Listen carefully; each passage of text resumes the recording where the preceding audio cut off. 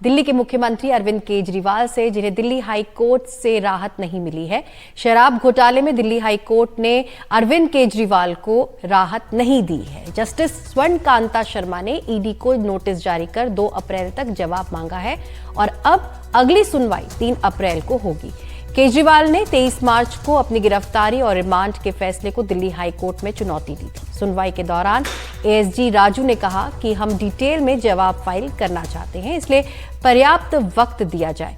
वहीं केजरीवाल के वकील सिंघवी ने कहा कि ये देर करने के हथकंडे हैं। अरविंद केजरीवाल की रिमांड की अवधि 28 मार्च को खत्म हो रही है।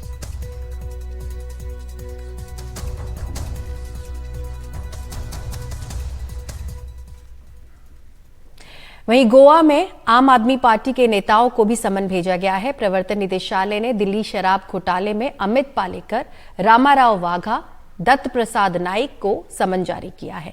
वो सभी गोवा विधानसभा चुनाव के दौरान आम आदमी पार्टी से जुड़े हुए थे। ईडी ने आरोप लगाया है कि साउथ ग्रुप से मिली रिश्वत का इस्तेमाल गोवा चुनाव में किया गया था।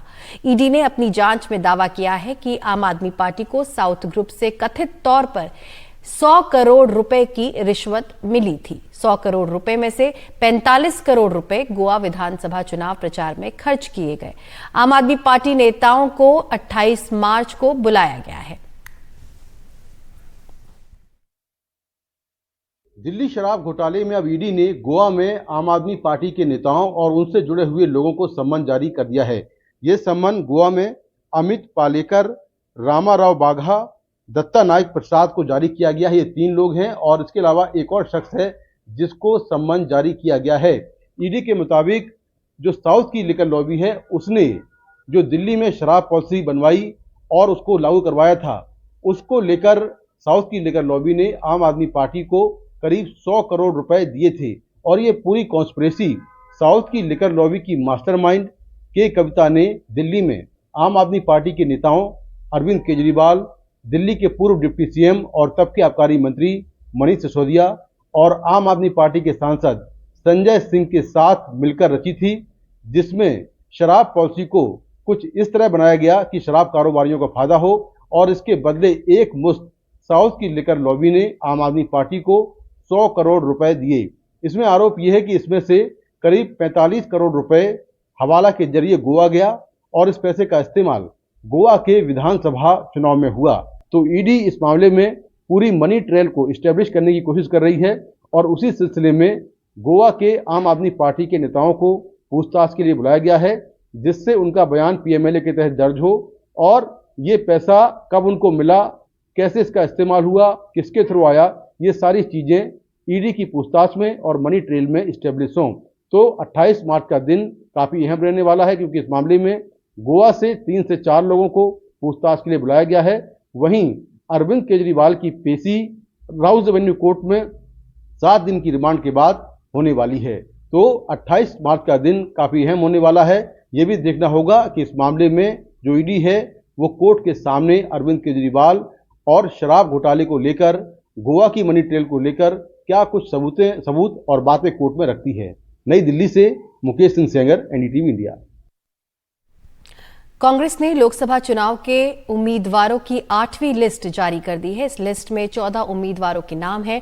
उत्तर प्रदेश से 4 उम्मीदवारों का ऐलान हुआ है। गाजियाबाद से डॉली शर्मा को टिकट दिया गया है। वहीं बुलंदशहर से शिवराम वाल्मीकि उम्मीदवार बनाए गए हैं। सीतापुर से नकुल दुबे को टिकट मिला है। वहीं महाराजगंज से वीरेंद्र चौधरी को टिकट दिया गया है। गुना से राव यादवेंद्र उम्मीदवार बनाए गए हैं। वहीं दमोह से तरवर सिंह लोधी को टिकट दिया गया है।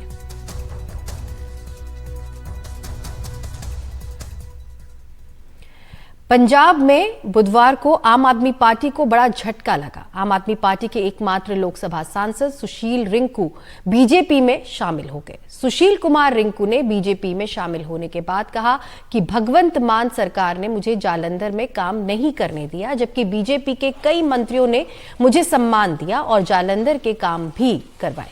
मैं महसूस कर रहा हूं कि अब मैं जालंधर के लिए बिना डरे केंद्र सरकार से काम करवा सकता हूं।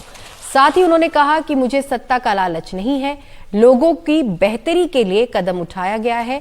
सुशील कुमार रिंकू का जालंधर से टिकट तय माना जा रहा है।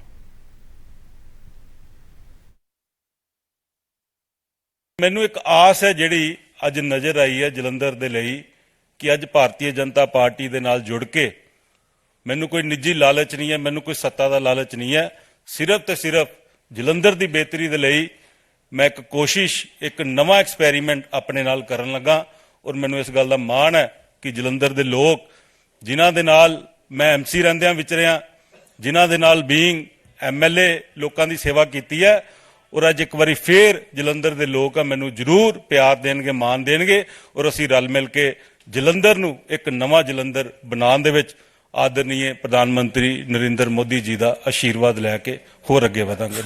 कि भारतीय जनता पार्टी ये इलेक्शन जो है, जो पार्लियामेंट का इलेक्शन है, उसमें बुरी तरह हार रही है। 10 साल इन लोगों ने कोई भी काम देश के लिए नहीं किया, बल्कि देश के लोगों को बांटने का काम करती रही भारतीय जनता पार्टी। और आज ये समय है कि देश के लोग इनको सब कुछ खाने के लिए तैयार हैं। इसीलिए जितनी भी अपोजिशन पार्टियां हैं उनमें डिफेक्शन करवा रहे हैं, उनको तोड़ फोड़ कर रहे हैं, उनके एमपीज को खरीद के हैं। और मैं समझता हूं क्योंकि इनके सामने हार दिखाई दे रही है। इनके इंटरनल सर्वे में, जो भारतीय जनता पार्टी के इंटरनल सर्वे है, उसमें भारतीय जनता पार्टी हार रही है, इसलिए अपोजिशन पार्टी के लोगों को तोड़ रही है। इसीलिए ईडी का दुरुपयोग हो रहा है, इसीलिए सीबीआई का दुरुपयोग हो रहा है। तो मैं समझता हूं भारतीय जनता पार्टी हारेगी और आम लोग जो हैं वो जीतेंगे। वहीं लोकसभा चुनाव को लेकर बिहार में आरजेडी और कांग्रेस आमने सामने आ गई है। अब तक इंडिया गठबंधन में सीट बंटवारा नहीं हो पाया है, लेकिन आरजेडी ने पूर्णिया से अपना उम्मीदवार का ऐलान कर दिया है। आरजेडी ने पूर्णिया सीट में बीमा भारती पर दाव लगाया है। जेडीयू से इस्तीफा देकर आई बीमा भारती को लालू प्रसाद यादव ने आरजेडी का सिंबल सौंपा। वहीं पप्पू यादव ने यही सोचकर अपनी पार्टी का कांग्रेस में विलय किया था कि उन्हें पूर्णिया से उम्मीदवार बनाया जाएगा, लेकिन आरजेडी के फैसले से उन्हें बड़ा झटका लगा है। हाल ही में पप्पू यादव ने कहा था कि मर जाएंगे, कांग्रेस नहीं छोड़ेंगे, दुनिया छोड़ देंगे लेकिन पूर्णिया नहीं छोड़ेंगे। पूर्णिया के लेकर कंफ्यूजन की स्थिति मैं बोल दिया आपको भैया, तो कांग्रेस शीर्ष नेतृत्व को विश्वास में मैं तो कुछ नहीं हूं ना। मैंने तो शुरू दिन से, साल भर से मैं कह रहा हूं कि मैं बिल्कुल, पूर्णिया मेरे लिए भगवान की तरह है, मैं पूर्णिया नहीं छोड़ सकता। उसका मतलब है कि आत्महत्या कर ले। मैं जिंदगी में आज तक इतना परेशान कभी नहीं हुआ, इतना आहत कभी नहीं हुआ, इतना दुखी कभी नहीं हुआ जितना मैं लाइफ में इस एक सप्ताह में मैं दुखी हूँ। मैं कुछ नहीं कह सकता। जो तो बिहार में महागठबंधन के अंदर सीटों के संख्या के ऊपर समझौता हो गया है और माना जा रहा है कि कौन सी पार्टी कौन सी सीटें लड़ेंगी, इसके ऊपर भी कमोबेश एक आम सहमति बन गई है। लेकिन कुछ सीटें ऐसी हैं, खासकर पूर्णिया की सीट, जिसको लेके आरजेडी और कांग्रेस के बीच एक तरह से प्रतिष्ठा का प्रश्न बन गया है। और इसके पीछे कारण यह है कि कांग्रेस पार्टी के वहां से भावी प्रत्याशी पप्पू यादव, वो कांग्रेस पार्टी में शामिल होने के पूर्व संध्या पर पटना में आरजेडी सुप्रीमो लालू यादव और तेजस्वी यादव से मिले और उन्होंने वादा किया कि वो अपनी जन अधिकार पार्टी को आरजेडी में विलय करेंगे, जिसके आधार पर उन्हें पूर्णिया से लड़ाने का आश्वासन दिया गया। लेकिन अगले ही दिन पप्पू यादव जब दिल्ली गए तो अपनी पत्नी और कांग्रेस सांसद रंजीत रंजन के कांग्रेस पार्टी के शीर्ष नेताओं से बातचीत के आधार पर उन्होंने अपनी पार्टी का विलय आरजेडी में ना कर कांग्रेस पार्टी में कर दिया। और उन्हें उम्मीद थी कि आरजेडी भी आखिरकार कांग्रेस पार्टी का उम्मीदवार होने के कारण उन्हें महागठबंधन का उम्मीदवार बनाने में कोई आपत्ति नहीं करेंगी। लेकिन उनका ये सोच और उनका ये दांव उल्टा पड़ गया। लालू यादव और तेजस्वी यादव ने मिलकर पप्पू यादव को मजा चखाने की ठानी और तुरंत पूर्णिया संसदीय क्षेत्र के अंतर्गत आने वाले रुपौली विधानसभा से 5 बार की विधायक बीमा भारती को न केवल जनता दल यूनाइटेड से इस्तीफा दिलवाया गया, उन्होंने विधानसभा के सदस्यता से भी अपना त्याग पत्र दिया और आरजेडी में शामिल कराकर उन्हें तुरंत लोकसभा चुनाव लड़ने के लिए सिंबल भी दे दिया गया। और ये पूरा जो खेल है पप्पू यादव का, उनके ऊपर जो है उल्टा पड़ गया और अब कांग्रेस पार्टी के शीर्ष नेताओं के ऊपर पप्पू यादव और रंजीत रंजन का यह दबाव है कि उन्हें यह सीट किसी भी प्रकार से दिलाई जाए। हालांकि आरजेडी के नेताओं का कहना है कि अभी भी आरजेडी की तरफ से कांग्रेस पार्टी को ये न्योता दिया गया है कि आप उन्हें या तो मधेपुरा या सुपौल से चुनाव लड़ाने, अपने सिंबल पर चुनाव लड़ाना चाहते हैं तो लड़ा सकते हैं, लेकिन जहां तक पूर्णिया सीट का सवाल है तो इस पर कोई समझौते की अब गुंजाइश नहीं बची है। और अगली खबर उत्तर प्रदेश से, जहां इंडिया गठबंधन के सामने कई चुनौतियां हैं, लेकिन गठबंधन के दलों की अपनी अपनी चुनौतियां कम नहीं हो रही हैं। राज्य की 2 अहम सीटों पर समाजवादी पार्टी का अंदरूनी टकराव इस संकट की एक मिसाल है।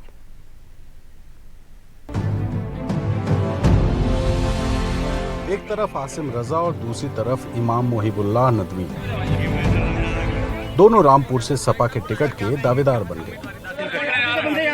आसिम रजा आजम खान के करीबी माने जाते हैं तो इमाम नदवी दिल्ली पार्लियामेंट मस्जिद के इमाम हैं।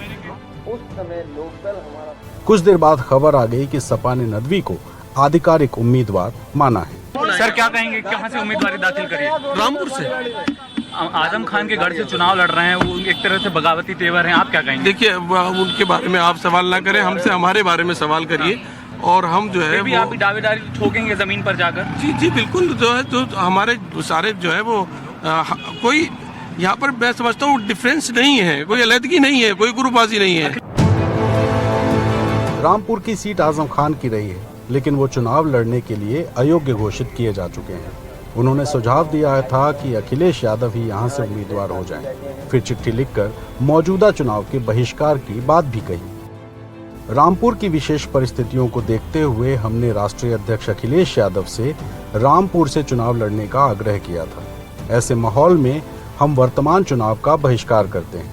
रामपुर के चुनाव के बारे में माननीय राष्ट्रीय अध्यक्ष जी ही निर्णय लेंगे। समाजवादी पार्टी के प्रत्याशी के रूप में भरा है, अभी नॉमिनेशन का सारा काम प्रोसेस में है। प्रोसेस फाइनल नहीं है, प्रोसेस 30 तारीख को फाइनल होगा, फाइनल लिस्ट आपके सामने आ जाएगी। साफ है समाजवादी पार्टी में आजम खान ने बगावत कर दी है, तो दूसरी तरफ अखिलेश यादव को रामपुर में उतारने के लिए कोई जाना पहचाना चेहरा तक नहीं मिला। अब सवाल उठता है कि ऐसे में समाजवादी पार्टी की रामपुर में नैया कैसे पार होगी? लगभग यही सवाल मुरादाबाद में भी उठता रहा। वहां से सपा के सांसद डॉक्टर एसटी हसन ने भी अपना पर्चा दाखिल किया था, लेकिन सपा ने वहां से रुचि वीरा को उम्मीदवार बनाया। जीते हुए उम्मीदवार ने पर्चा वापस ले लिया। हालांकि एसटी हसन ने कहा है कि वो नेतृत्व के फैसले के साथ हैं और अपना टिकट कटने की वजह उन्हें नहीं मालूम। सिंबल के लिए भी जैसा मुझे पता चला है वो दिए जाते हैं, वो अधिकृत प्रत्याशी हैं और जाहिर है इस वक्त तो उन्होंने राष्ट्रीय अध्यक्ष जी का लेटर भी जमा करा होगा, तो मुझे इसमें कोई आपत्ति नहीं है। पार्टी है, पार्टी के मालिक हैं, जिसको चाहे लाए, जिसको चाहे ना लाए। तो क्या कहना चाहेंगी, 2 नॉमिनेशन हो चुके हैं इस सिंबल पे? देखिए ये सब नियम की बातें हैं, आप बात करिएगा, रिटर्निंग ऑफिसर से बात करिए, पार्टी के मुख्य जो लोग हैं उनसे बात करिए। मैंने समाजवादी पार्टी गठबंधन से नॉमिनेशन। माना जा रहा है कि अखिलेश यादव ने आजम खान के दबाव में रुचि वीरा को टिकट दिया है। साल 2019 के लोकसभा चुनाव में समाजवादी पार्टी ने कुल 5 सीटें जीती थी, उनमें मुरादाबाद और रामपुर भी शामिल थी। आजम खान को सजा होने के बाद रामपुर सीट खाली हुई तो भारतीय जनता पार्टी ने सपा के गढ़ में सेंधमारी करके रामपुर सीट जीत ली। ऐसे में अब रामपुर और मुरादाबाद में बगावत को देखते हुए समाजवादी पार्टी किसी भी तरह इन दोनों सीटों पर वापस जीत हासिल करने की कोशिश करने के लिए अपने कार्यकर्ताओं को सहेजने का काम कर रही है। हालांकि उन्हें जीत मिलेगी या नहीं, इसका जवाब तो 4 जून को ही पता चलेगा। रामपुर से अपने सहयोगी वैभव पलनिटकर और लखनऊ से कैमरा पर्सन राजेश गुप्ता के साथ रणवीर, एनडीटीवी इंडिया के।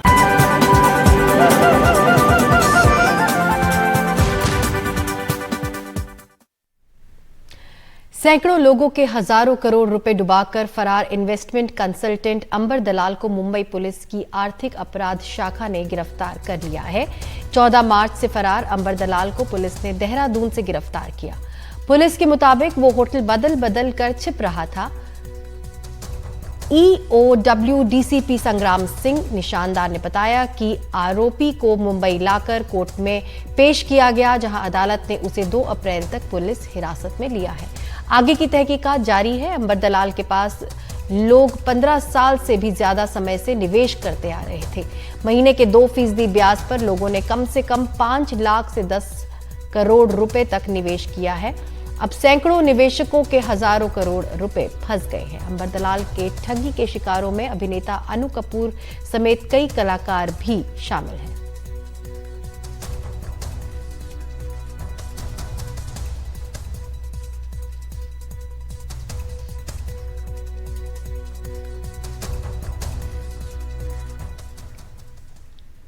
घरों में महिलाएं जो काम करती हैं उनका भी मोल लगाया जाना चाहिए। अगर ये मोल लगाया गया तो कुल जीडीपी का 7% से ज्यादा हो सकता है। उद्योग संघ फिक्की लेडीज ऑर्गेनाइजेशन की अध्यक्ष सुधा शिव कुमार ने एनडीटीवी से बातचीत में अहम बात कही। ये मांग धीरे धीरे लगातार मजबूत हो रही है कि घरों में किए जा रहे काम को भी श्रम के रूप में पहचाना जाए और इसे जीडीपी की गणना में शामिल किया जाए। आप खाना पकाती हैं, आप सफाई का ख्याल रखती हैं, आप घरों के तमाम काम निपटाती हैं। ये अदृश्य श्रम है जिसे कोई पहचानता नहीं, लेकिन इसे पहचानना चाहिए, इसका मोल लगना चाहिए, इसे जीडीपी में भी शामिल करना चाहिए। ये बात उद्योग महासंघ फिक्की लेडीज ऑर्गेनाइजेशन की ताजा रिपोर्ट में कही गई है। एनडीटीवी से बातचीत में फिक्की लेडीज ऑर्गेनाइजेशन के अध्यक्ष सुधा शिव कुमार ने कहा, गृहिणियों के अवैतनिक श्रम को महत्व देना बेहद जरूरी है। What is the economic valuation of the unpaid work that women do in households in the GDP of a country? See, several studies have happened in this place. There is ILO who has done enormous work. UN Women have done a lot of work. Closer Home, TIS has been involved in a lot of study. It's a very interesting space that a lot of them are giving a value to the subject, and they're doing a lot of homework around it. A very thumb rule calculation says that, I'm using the word thumb rule because it's not quantified on stone. A thumb rule calculation says that it can range anything up to 7%. FICCI का आकलन है कि भारतीय अर्थव्यवस्था में महिलाओं की भागीदारी बढ़नी चाहिए। इसके लिए अगर जीडीपी का 2% निवेश किया जाता है तो इससे 1 करोड़ 10 लाख नई नौकरियां पैदा होंगी और करीब 77 लाख तक महिलाओं को रोजगार मिल सकेगा। So we are developing on the lines of regularization of work, institutionalizing the care and skilling them well. And ILO has classified this as several $1 trillion worth economy. If you do a 2% increase, it's a big money. If we do a 2% bottoms up from the ASHA workers right up, if we can do that, then there is definitely a cascading effect, and there will definitely be a bearing on the care economy. जाहिर है, अगर गृहिणियों के अवैतनिक श्रम के आर्थिक मूल्य को जीडीपी में शामिल किया जाता है तो इससे जीडीपी का दायरा भी बढ़ेगा और घरों में हाउसवाइफ्स के काम के प्रति सम्मान भी।